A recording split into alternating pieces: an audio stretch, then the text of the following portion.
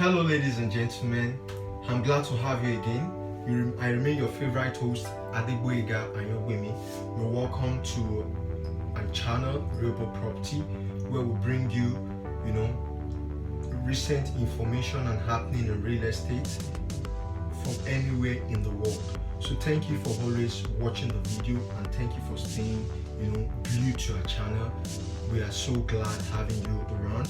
So today, I'd like to, bring to you a very sensitive topic in real estate. Why, as a lady, why you should always buy a property. As a single lady or as a married woman, why you should always buy a property. So we'll be right back after this break. Stay glued. So you're welcome again. Ladies, women, why you should always buy property. Fine, some ladies, by virtue of the nature of job they do, they have this, steady income that could, they could part with by, putting them in real estate. But oftentimes, when their spouses are not willing to take that move, that investment move, they're quite discouraged and say, why? My husband is not even thinking of buying a property. So why should I go more? Why should I buy that land? Why should I buy that apartment? If he doesn't see any reason why we need it, then why should I go ahead? Then I'm telling you that you might be the saving grace for your family. So why you should always buy property as a single lady or as a married woman? Number one, you tend to provide your family or yourself in the future leverage. What is leverage? A leverage is something that puts you at an advantage over others. Imagine there are couples of ladies who bought property when their spouses are not interested, and that property ends up becoming their family leverage or saving grace, either for rental income, either for lease, either for sales. Quite a lot of things can happen. But whenever you're buying property or whenever you're thinking of buying property as a lady, do not miss out on this.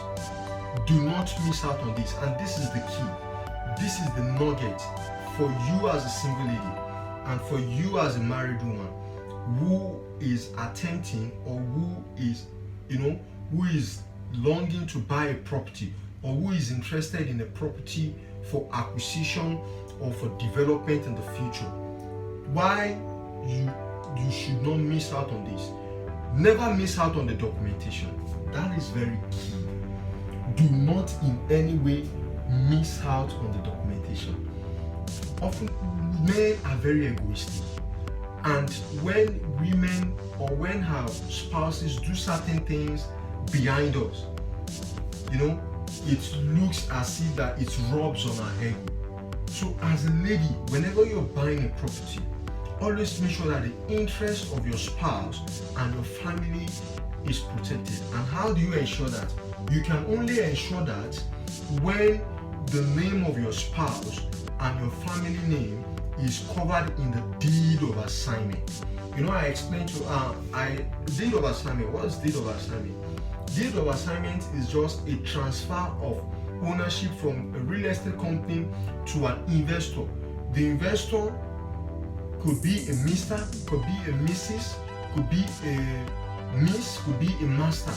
So depending on the information the investor is providing to the real estate developer or real estate agency, that is what they will use to process his or her deed of assignment. So what the lady or the spouse should do, the married woman should do precisely is this. Always make sure the name of your spouse. Let me give an example. My name is Anyobwemi Adegboyega. Assuming my wife's name is Rachel Anyobwemi and my wife is buying a property. Now, she should not buy that property in her own name. She should not buy that property in her own name just because, she's trying to compete with me. No. She should buy that property to protect everybody's interest. My interest, our kids' interest. And how will she do that? She can only do that in how she documents the name of the property. And by so doing, what I mean by that is that she will put Ayogbemi Adegboyega and Rachel.